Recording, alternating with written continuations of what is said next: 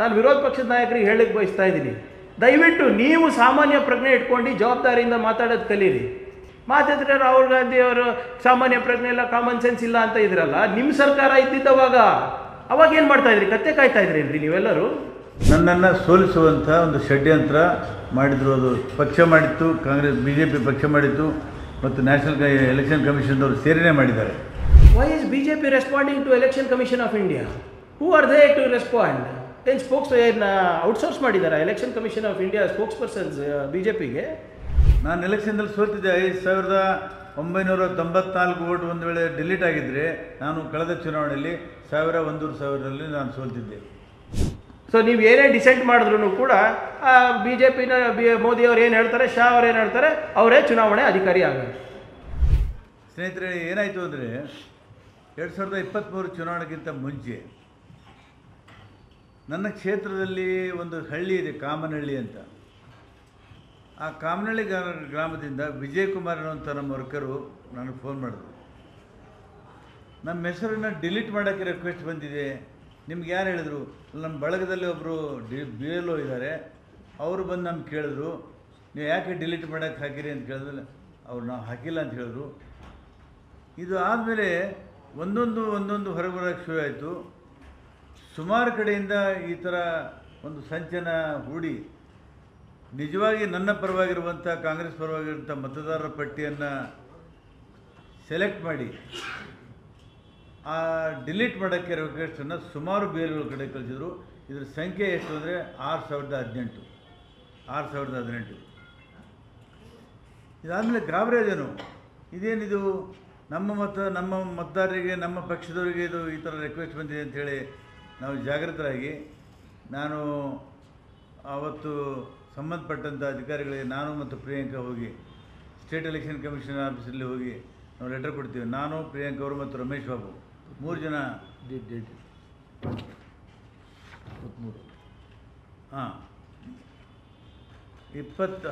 ಮೊದಲು ಒಂದು 10ನೇ ತಾರೀಕಿನ ದಿವಸ complaint CEC submitted DC Kalaburagi DCಗೆ CEC ಅವರಿಗೆ ಒಂದು ಲೆಟರ್ ಕೊಡೋದು ನಾವು ಸಬ್ಮಿಟ್ ಮಾಡ್ತೀವಿ. 10ನೇ ತಿಂಗಳು ಫೆಬ್ರವರಿ 2023. ಆಮೇಲೆ 13 ಫೆಬ್ರವರಿ 2023ಗೆ many complaints have made to Aland ತಹಸೀಲ್ಗೂ ಕೊಡಿಸ್ತೀವಿ. ಇವತ್ತು 13 ಫೆಬ್ರವರಿ 23ಕ್ಕೆ. ಮತ್ತು 11 ಫೆಬ್ರವರಿ 23ಕ್ಕೆ ನಾನು, ಪ್ರಿಯಾಂಕಾ ಮತ್ತು ನಮ್ಮ ಪಕ್ಷದ ಮುಖಂಡರು ಕಲಬುರಗಿಯಲ್ಲಿ ಕಾಂಗ್ರೆಸ್ ಪಕ್ಷದ ಕಚೇರಿಯಲ್ಲಿ ಪ್ರೆಸ್ ಮೀಟ್ ಮಾಡ್ತೀವಿ. ಆವಾಗ ವೈಡಾಗಿ ಇದನ್ನು ಪಬ್ಲಿಷ್ ಆಗ್ತದೆ. 20 ಫೆಬ್ರವರಿ 23ಕ್ಕೆ ಅಲಾಂಗ್ ವಿತ್ ಪ್ರಿಯಾಂಕಾ ಖರ್ಗೆ ಮತ್ತು ನಾನು, ರಮೇಶ್ ಬಾಬು ಸೇರಿ ಮನೋಜ್ ಕುಮಾರ್ ಮೀನಾ ಅವ್ರ ಹತ್ರ ಕಂಪ್ಲೇಂಟ್ ಕೊಡ್ತೀವಿ. ಡೇಟ್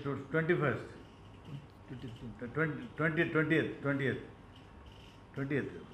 ಆಮೇಲೆ 21 ಫೆಬ್ರವರಿ 23ಗೆ in the resulting investigations of the returning officer concluded the illegality and filed F. ಭಾಳ ಇಂಟ್ರೆಸ್ಟಿಂಗ್ ಕೇಸ್ ಅಂದರೆ, ನಾವು ಈ ಥರ ತಕರಾರು ಅರ್ಜಿಯನ್ನು ಕೊಡೋಕ್ಕೆ ಹೋದಾಗ ವ್ಯಾಪಕವಾಗಿ ಪತ್ರಿಕೆಯಲ್ಲಿ ಬಂತು. ಸುದೈವಕ್ಕೆ ನಮ್ಮ ಆರೋಪವನ್ನು ಅವರು ಗಮನಿಸಿ ವೆರಿಫೈ ಮಾಡಿಸಿದಾಗ ನಮ್ಮ ವಾದವನ್ನು ಸತ್ಯ ಇದೆ ಅಂತ ಗೊತ್ತಾದ ಮೇಲೆ ಸ್ಟೇಟಸ್ ಕೊ ಮೇಂಟೈನ್ ಮಾಡೋಕ್ಕೆ ಅವಾಗ ಆದೇಶ ಕೊಡ್ತಾರೆ. ಯಾವುದೂ ಡಿಲೀಟ್ ಮಾಡೋದು ಬೇಡ, ಗೊಂದಲ ಇದೆ ಇದರಲ್ಲಿ, ಕೆಲವು ಬೋಗಸ್ಸು ಫೋರ್ಜರಿ ರಿಕ್ವೆಸ್ಟ್ಗಳು ಬಂದಿದ್ದಾವೆ, ಯಾವುದೂ ಡಿಲೀಟ್ ಮಾಡೋದು ಬೇಡ ಅಂತ ಹೇಳಿದ್ಮೇಲೆ ಸ್ಟೇಟಸ್ ಕೊ ಮೇಂಟೈನ್ ಆಗ್ತದೆ. ಇದಾದಮೇಲೆ ಆಳಂದ್ ಚುನಾವಣೆ ಅಧಿಕಾರಿ ಅವರೇ ಸ್ವಂತ ಹೋಗಿ ಪೊಲೀಸ್ ಕಂಪ್ಲೇಂಟ್ ಕೊಡ್ತಾರೆ, ಈ ಥರ ಘಟನೆ ಆಗಿದೆ, ಯಾರ್ದೋ ಫೋರ್ಜರಿ ರಿಕ್ವೆಸ್ಟ್ ಬಂದು ಯಾರ್ದೋ ವೋಟನ್ನು ಡಿಲೀಟ್ ಮಾಡೋಕ್ಕೆ ರಿಕ್ವೆಸ್ಟ್ ಬಂದಿದೆ, ಇವ್ರ ಮೇಲೆ ಕ್ರಮ ಕೈಗೊಳ್ಳಬೇಕು ಅಂಥೇಳಿ. ಯಾರು ಚುನಾವಣಾಧಿಕಾರಿ, ಅವತ್ತು ಚುನಾವಣಾಧಿಕಾರಿ ಅಂಡರ್ದ ಒಳಗೆ ಕೆಲಸ ಮಾಡ್ತಿರ್ತಕ್ಕಂಥವ್ರು. ಇದು ಭಾಳ ಐರನಿ ಇದೆ. ಇದು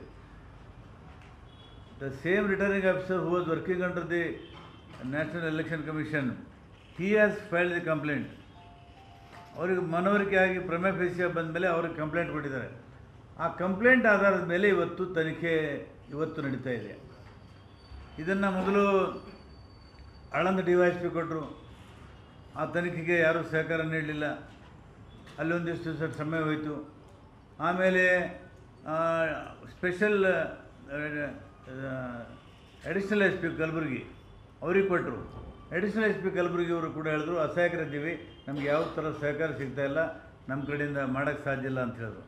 ಆಮೇಲೆ ನಾನು ನಮ್ಮ ಗೃಹ ಸಚಿವರಾದಂಥ ಪರಮೇಶ್ವರ್ ಅವರಿಗೆ ಪತ್ರ ಬರೆದು ಇದನ್ನು ನೀವು CID ಕೊಡಬೇಕು ಅಂತ ಹೇಳಿದ್ಮೇಲೆ ಮಾನ್ಯ ಸಚಿವರು CID ರೆಫರ್ ಮಾಡ್ತಾರೆ.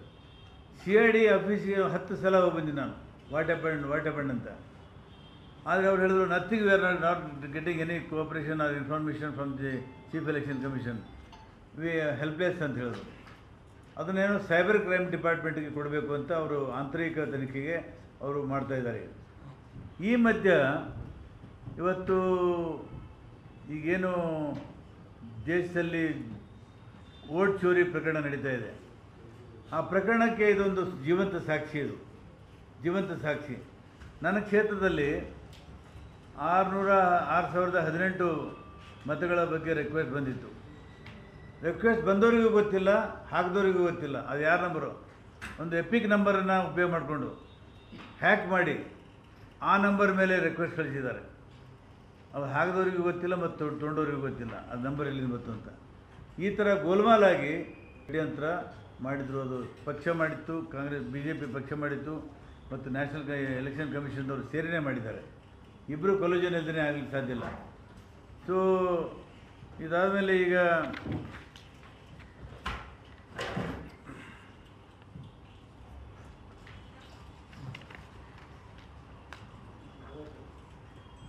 ಅದಾದಮೇಲೆ ಈಗ ಒಂದು ಉದಾಹರಣೆ ಹೇಳ್ಬಿಡ್ತೀನಿ. ಒಬ್ಬ ನಮ್ಮ ಕ್ಷೇತ್ರದ ಸೂರ್ಯಕಾಂತ್ ಗೋವಿನ್ ಅಂತ. Suryakant Govin is a retired teacher. ಅವನು ಇಪಿಕ್ ನಂಬರ್ ಮೇಲೆ 12 ಜನರ ರಿಕ್ವೆಸ್ಟ್ ಹೋಗ್ತದೆ. 12 ಜನರಿಗೆ ರಿಕ್ವೆಸ್ಟ್ ಹೋದ್ಮೇಲೆ ಅವ್ರು ಬಂದು ಕೇಳ್ತಾರೆ, ಯಾಕಪ್ಪ ನಮ್ಮ ಹೆಸರನ್ನ ಡಿಲೀಟ್ ಮಾಡೋಕ್ಕೆ ನೀನು ಯಾಕೆ ಕಳಿಸಿ, ನಿನ್ನ ಹೆಸರೇ ಕಳಿಸಿದೆ? ಇಲ್ಲ, ನಾನು ಕಳಿಸಿಲ್ಲ ಅಂತ ಹೇಳ್ತಾನೆ. ಕಳಿಸಿಲ್ಲ ಅಂದರೆ ಯಾರು ಕಳಿಸಿದ್ರು? ಅವನಿಗೂ ಗೊಂದಲ, ಇವರಿಗೂ ಗೊಂದಲ. ಸೊ ಈ ಥರ ಒಬ್ಬ ಹೆಣ್ಮಗಳು ಗೋದಾಬಾಯಿ, ಅವ್ರ ಹೆಸರಿನಲ್ಲಿ ಪಾಪ ಅವರಿಗೆ ಓದೋಕ್ಕೆ ಬರಲ್ಲ, ಬರೆಯೋಕ್ಕೆ ಬರಲ್ಲ. ನಮಗೆ ಚೆನ್ನಾಗಿ ಮೊಬೈಲ್ ಆಪ್ರೇಟ್ ಮಾಡೋದು ಬರಲ್ಲ, ಪ್ರಿಯಾಂಕಾ ಎಲ್ಲ ಮಾಡ್ತಾರೆ, ನನಗದು ಬರಲೇ ಇವತ್ತು ಕೂಡ. ಗೋದಾಬಾಯಿ ಹೆಸರು ಮೇಲೆ 12 ವೋಟ್ ಡಿಲೀಟಿಗೆ ರಿಕ್ವೆಸ್ಟ್ ಹೋಗಿದೆ 14 ನಿಮಿಷದಲ್ಲಿ. ಈ ಥರ ದೊಡ್ಡ ಜಾಲವನ್ನು ಹಾಕಿ ಆ ಮೊಬೈಲ್ ನಂಬರ್ನ ಕ್ರಾಸ್ ಚೆಕ್ ಮಾಡಿದಾಗ, ಮೊನ್ನೆ ಡೆಲ್ಲಿಯಲ್ಲಿದ್ದಾಗ ನಾನು ರಾಹುಲ್ ಗಾಂಧಿಯವ್ರ ಕಚೇರಿಯಿಂದ ಫೋನ್ ಮಾಡಿದೆ. ಅದು ತಮಿಳ್ನಾಡಿಗೆ ಹೋಯಿತು, ಮತ್ತೊಂದು ಜಾರ್ಖಂಡ್ಗೆ ಹೋಯಿತು, ಮತ್ತೊಂದು ಮಹಾರಾಷ್ಟ್ರಕ್ಕೆ ಹೋಯಿತು, ಮತ್ತೊಂದು ಆಂಧ್ರ ಪ್ರದೇಶಕ್ಕೆ ಹೋಯಿತು. ಗೊತ್ತಿಲ್ಲ, ಎಪಿಕ್ ಕಾರ್ಡ್ ನಂಬರನ್ನು ಇವರು ಯೂಸ್ ಮಾಡಿದ್ದಾರೆ ವೋಟರ್ದು. ಬಟ್ ಮೊಬೈಲ್ ನಂಬರ್ ವೆರಿಫೈ ಮಾಡಿ ಎಲೆಕ್ಷನ್ ಕಮಿಷನ್ನವ್ರು ಹೇಳ್ತಾರೆ, ನಾವು ಡಿಲೀಟೇ ಮಾಡಿಲ್ಲ. ಹೌದು, ಡಿಲೀಟ್ ಮಾಡಿಲ್ಲ. ನಾವು ಎಚ್ಚರಗೊಳ್ಳದೆ ಹೋಗಿದ್ದರೆ ನೀವು ಡಿಲೀಟ್ ಮಾಡ್ತಿದ್ರಿ. ಅವಾಗ ನಾವು ಎಲೆಕ್ಷನ್ನಲ್ಲಿ ಸೋಲ್ತಿದ್ದೀವಿ. ನಾನು ಎಲೆಕ್ಷನ್ದಲ್ಲಿ ಸೋಲ್ತಿದ್ದೆ. 5,994 ವೋಟ್ ಒಂದು ವೇಳೆ ಡಿಲೀಟ್ ಆಗಿದ್ದರೆ ನಾನು ಕಳೆದ ಚುನಾವಣೆಯಲ್ಲಿ 1,000 ನಾನು ಸೋಲ್ತಿದ್ದೆ. ಈ ಥರ ಈ ವ್ಯವಸ್ಥೆಯಲ್ಲಿ ಪ್ರಜಾಪ್ರಭುತ್ವವನ್ನು ಹೈಜಾಕ್ ಮಾಡುವಂಥದ್ದು, ಪ್ರಜಾಪ್ರಭುತ್ವವನ್ನು ಹೊತ್ತಾಕೋದಂಥ ಕೆಲಸ ಸ್ವಂತ ಚುನಾವಣೆ ಚೀಫ್ ಎಲೆಕ್ಷನ್ ಕಮಿಷನ್ ಮಾಡ್ತಾಯಿದ್ದಾರೆ. ಇದ್ರ ಬಗ್ಗೆ ದೇಶದಲ್ಲಿ ರಾಹುಲ್ ಗಾಂಧಿಯವರು ದೊಡ್ಡ ಆಂದೋಲನವನ್ನು ಶುರು ಮಾಡಿದ್ದಾರೆ. ಇನ್ನೂ ಹೈಡ್ರೋಜನ್ ಬಾಂಬ್ ಕೂಡ ಹಾಕೋರಿದ್ದಾರೆ. ಅದು ದೇಶದಲ್ಲಿ ಭಾಳ ದೊಡ್ಡ ಸಂಚಲನವನ್ನು ಮೂಡಿಸಿದೆ. ಹಾಗಾಗಿ ನಾನು ಮಾಧ್ಯಮದ ಸ್ನೇಹಿತರಿಗೆ ನಾನು ವಿನಂತಿ ಮಾಡ್ಕೋತೇನೆ, ಈ ವೋಟ್ ಚೋರಿ ಪ್ರಕರಣ ನಿಷ್ಪಕ್ಷಪಾತವಾಗಿ ತನಿಖೆ ಆಗಬೇಕಾಗಿದ್ದರೆ ನಮ್ಮ ಚುನಾವಣಾ ಎಲೆಕ್ಷನ್ CIDಗೆ ಅವ್ರು ಏನೇನು ಬೇಕು ಇನ್ಫಾರ್ಮೇಷನ್ ಅವರನ್ನು ಕೊಡಬೇಕು. ಈಗ ನಿನ್ನೆ ಒಂದು ಕರ್ನಾಟಕ ಚೀಫ್ ಎಲೆಕ್ಷನ್ ಕಮಿಷನ್ ನನಗೆ ಇನ್ನೊಂದೇನು ಇದು ಅನಿಸ್ತಾ ಇದೆ ಅಂದರೆ, ಎಲೆಕ್ಷನ್ ಕಮಿಷನ್ ನಿನ್ನೆ ರಾಹುಲ್ ಗಾಂಧಿಯವರು ಎಲ್ಲೂ ಕೂಡ BJPಯವರ ಹೆಸರು ತೆಗೆದಿಲ್ಲ. In the entire press conference he did not utter the word Bharatiya Janata Party. Why is BJP responding to Election Commission of India? Who are they to respond? ಏನು ಔಟ್ಸೋರ್ಸ್ ಮಾಡಿದ್ದಾರೆ election commission of India spokes BJPಗೆ. ನೋಡಿ ಯಾರ್ಯಾರು ಉತ್ತರ ಕೊಡ್ತಾ ಇದ್ದಾರೆ. ಸಂಬಿತ್ ಪಾತ್ರ MP, Gajendra Singh ಅವರು union minister, BJP MP PC Mohan, MP Dinesh Sharma, deputy CM Keshav Prasad Maurya, deputy chief minister Eknath Shinde, Maharashtra CM Devendra Fadnavis, MP Sudhakar, MP Jagdambika Pal, Kiran Chaudhary, Anurag Thakur, union minister Gajendra Singh, Praful Patel, G Kishan Reddy, ನಿಮ್ಮ Giriraj Singh, Ramdas Athawale, Telangana BJP president Ramachandra Rao, Chhattisgarh CM Vishnudev Sai, ನಮ್ಮ ರಾಜ್ಯಸಭಾ MP ಮನ್ನನ್ ಕುಮಾರ್ ಮಿಶ್ರಾ. ನಿನ್ನೆ ಅಶೋಕ್ ಅವರು ಕಾಮನ್ ಸೆನ್ಸ್ ಇಲ್ಲ ಅಂತಲೂ ಕೂಡ ಹೇಳ್ತಾ ಇದ್ದಾರೆ. I mean, why is BJP responding? Our questions is for the election commission of India. ಇನ್ನು BJP ಅವರು ವಕ್ತಾರರಾಗ್ಬಿಟ್ಟಿದ್ದಾರೆ ಅವರಿಗೆ. ನಿನ್ನೆ ನಮ್ಮ ವಿರೋಧ ಪಕ್ಷದ ನಾಯಕರದ್ದು ಮಾತು ಕೇಳ್ತಾ ಇದ್ದೆ ನಾನು. ಕಾಮನ್ ಸೆನ್ಸ್ ಇಲ್ಲ ಒಬ್ಬರು ವಿರೋಧ ಪಕ್ಷದ ನಾಯಕರಾಗಿ ರಾಹುಲ್ ಗಾಂಧಿಗೆ ಅಂತ ಹೇಳ್ತಾರೆ. ಈಗ ಇವರು ಇಲ್ಲಿ ವಿರೋಧ ಪಕ್ಷದವರು, ಇವ್ರು ಏನು ಭಾಳ ಪ್ರಜ್ಞೆ ಇಟ್ಕೊಂಡು, ಸಾಮಾನ್ಯ ಪ್ರಜ್ಞೆ ಇಟ್ಕೊಂಡು ಮಾತಾಡ್ತಾ ಇದ್ದಾರೆ. ಇವತ್ತು ನಾನು ವಿರೋಧ ಪಕ್ಷದ ನಾಯಕರಿಗೆ ಹೇಳಕ್ಕೆ ಬಯಸ್ತಾ ಇದ್ದೀನಿ, ದಯವಿಟ್ಟು ನೀವು ಸಾಮಾನ್ಯ ಪ್ರಜ್ಞೆ ಇಟ್ಕೊಂಡು ಜವಾಬ್ದಾರಿಯಿಂದ ಮಾತಾಡೋದು ಕಲೀರಿ. ಭಾಳ ಸ್ಪಷ್ಟವಾಗಿ ನಾವು ಏನೇ ಮಾತಾಡಿದ್ರೂ ಕೂಡ ಪುರಾವೆಗಳನ್ನು, ದಾಖಲೆಗಳನ್ನು ಮುಂದಿಟ್ಕೊಂಡು ಮಾತಾಡ್ತಾ ಇದ್ದೀವಿ. ವೆರಿಫೈ ಮಾಡಿ ಮಾತಾಡೋದು ಕಲೀರಿ. ಸುಮ್ಮನೆ ರಾಹುಲ್ ಗಾಂಧಿ ಅವರಿಗೆ ಸಾಮಾನ್ಯ ಪ್ರಜ್ಞೆ, ಕಾಮನ್ ಸೆನ್ಸ್ ಇಲ್ಲ ಅಂದ ತಕ್ಷಣ ನೀವು ಹೇಳಿದ್ರೆ ಆಗುತ್ತಾ? ಉತ್ತರ ಕೊಡಿ ಸ್ವಾಮಿ. ನಿಮಗೆ ECI ಬಗ್ಗೆ ಎಷ್ಟು ಕಾಳಜಿ ಇದ್ದರೆ ಕರೆಕ್ಟಾಗಿ ಪಾಯಿಂಟ್ ಟು ಪಾಯಿಂಟ್ ಏನಿದೆ ಅಲಿಗೇಷನ್ ಮೇಲೆ ಉತ್ತರ ಕೊಡಿ. ಅವರು ಕಾಮನ್ ಸೆನ್ಸ್ ಇಲ್ಲ ಅಂತಾರೆ ಹೇಳ. ನಾವು ಈ ಇಶ್ಯೂವನ್ನು ರೇಸ್ ಮಾಡಿದಾಗ 2023ರಲ್ಲಿ BR ಪಾಟೀಲ್ ಅವರು ಈ ಇಶ್ಯೂವನ್ನು ರೇಸ್ ಮಾಡಿದಾಗ ಕೇಂದ್ರ ಸರ್ಕಾರದಲ್ಲಿ ಯಾರಿದ್ರು? BJP ಇತ್ತು. ರಾಜ್ಯ ಸರ್ಕಾರದಲ್ಲಿ ಯಾರಿದ್ರು? BJP ಇದ್ದರು. ಯಾರು FIR ಫೈಲ್ ಮಾಡಿದ್ರು? BJP ನಾಮಿನೇಟೆಡ್ AC ಇರ್ಬೋದು, BJP ನಾಮಿನೇಟೆಡ್ ರಿಟರ್ನಿಂಗ್ ಆಫೀಸರ್ ಇರ್ಬೋದು. ಯಾರು ಇನ್ವೆಸ್ಟಿಗೇಷನ್ ಪ್ರಾರಂಭ ಮಾಡಿದ್ದು ಅವಾಗ? BJP ಸರ್ಕಾರದಲ್ಲೇ ಆಯಿತು. ಯಾರು ಇನ್ವೆಸ್ಟಿಗೇಷನ್ ಆಫೀಸರ್ಸ್ನ ನೇಮಕ ಮಾಡಿದ್ದು? BJP ಸರ್ಕಾರದವರೇ ಮಾಡಿದ್ದು. ಇವತ್ತು ಯಾರು ಸರ್ಕಾರ ಇತ್ತು ಯಾವಾಗ? ಇಲ್ಲಿಂದ ನೀವು ನಿಮ್ಮ ರಾಜ್ಯ ಚುನಾವಣೆ ಆಯೋಗದಿಂದ ನೀವು ಕೇಂದ್ರ ಚುನಾವಣೆ ಆಯೋಗಕ್ಕೆ ಬರೆದಾಗ ಅವಾಗ ಯಾರು ಸರ್ಕಾರ ಆಯಿತು? ನಿಮ್ಮ ಸರ್ಕಾರ ಆಯಿತು.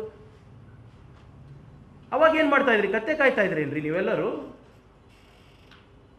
ಮಾತಾಡಿದ್ರೆ ರಾಹುಲ್ ಗಾಂಧಿ ಅವರು ಸಾಮಾನ್ಯ ಪ್ರಜ್ಞೆ ಇಲ್ಲ, ಕಾಮನ್ ಸೆನ್ಸ್ ಇಲ್ಲ ಅಂತ ಇದ್ರಲ್ಲ. ನಿಮ್ಮ ಸರ್ಕಾರ ಇದ್ದಿದ್ದವಾಗ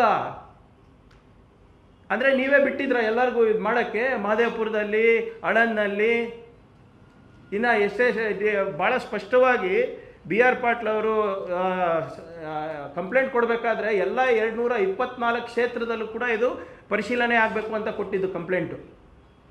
ಅವಾಗ ಬಹುಶಃ ಮಾಡಿದ್ದಿದ್ರೆ ಎಲ್ಲ ಗೊತ್ತಾಗ್ತಾ ಇತ್ತು ಇವತ್ತು. ಮತ್ತು ಯಾಕೆ ಇನ್ಫಾರ್ಮೇಷನನ್ನು ಕೊಡಕ್ಕೆ ಹೆದರ್ತಾ ಇದ್ದಾರೆ ನಮ್ಮ election ಕಮಿಷನ್ದವರು?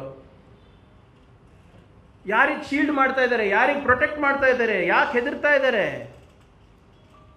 Anyway they are protected. ಯಾವ ಕೋರ್ಟ್ ಕೇಸು ಅವ್ರ ಮೇಲೆ ನಾವು ಹಾಕ್ಲಿಕ್ಕಾಗಲ್ಲ. ಮೊನ್ನೆ ಒಂದು ಕಾನೂನು ತಂದುಬಿಟ್ಟಿದ್ದಾರೆ. ಎಲ್ಲ MP ಗಳಿಗೆ ಡಿಸ್ಮಿಸ್ ಮಾಡಿ ಹೊರಗೆ ಹಾಕ್ಬಿಟ್ಟು ಒಂದು ಇದು ಪಾಸ್ ಮಾಡಿಸ್ಕೊಂಡಿದ್ದಾರೆ, ಲೆಜಿಸ್ಲೇಷನ್ ಬಿಲ್ ಪಾಸ್ ಮಾಡಿಸ್ಕೊಂಡಿದ್ದಾರೆ. ಅದರಲ್ಲಿ ಚುನಾವಣೆ ಆಯೋಗದ ಅಧಿಕಾರಿಗಳನ್ನು ಯಾರು ಆಯ್ಕೆ ಮಾಡಬೇಕಂದ್ಬಿಟ್ಟು BJP ಅವರೇ ತೀರ್ಮಾನ ಮಾಡ್ತಾರೆ. ಮುಂಚೆ ವಿರೋಧ ಪಕ್ಷದ ನಾಯಕರು ಅದರಲ್ಲಿ ಇರ್ತಾಯಿತ್ತು, ವೋಟ್ ಸಮಾನವಾಗಿರ್ತಾಯಿತ್ತು, ಡಿಸೆಂಟಿಗೆ ಅವಕಾಶ ಇತ್ತು. ಆದರೆ ಈಗೇನು ಮಾಡಿಬಿಟ್ಟಿದ್ದಾರೆ, ಒಬ್ಬರು ಮಿನಿಸ್ಟರಿಗೆ ಕೂಡ ಅವಕಾಶ ಕೊಟ್ಬಿಟ್ಟಿದ್ದಾರೆ ಅದರಲ್ಲಿ. ಸೊ ನೀವು ಏನೇ ಡಿಸೆಂಟ್ ಮಾಡಿದ್ರೂ ಕೂಡ BJPನ ಮೋದಿಯವ್ರು ಏನು ಹೇಳ್ತಾರೆ, ಶಾ ಅವ್ರು ಏನು ಹೇಳ್ತಾರೆ, ಅವರೇ ಚುನಾವಣೆ ಅಧಿಕಾರಿ ಆಗೋದು. ಹಾಗೆ ಮಾಡ್ಕೊಂಡು ಬಿಟ್ಟಿದ್ದಾರೆ. ಎಲ್ಲ MLAಗಳಿಗೆ ಹೊರಗೆ ಹಾಕಿ ಬಿಲ್ ತಂದಿದ್ದು ಹೋದ ವರ್ಷ. ಅದಕ್ಕೆ ಅವರಿಗೆ ಯಾರೋ ಅವ್ರ ಕೈಗೊಂಬೆ ಬೇಕಾಗಿತ್ತು, ಜ್ಞಾನೇಶ್ ಕುಮಾರ್ ಅವರು ಹಾಕ್ಸ್ಕೊಂಡಿದ್ದಾರೆ.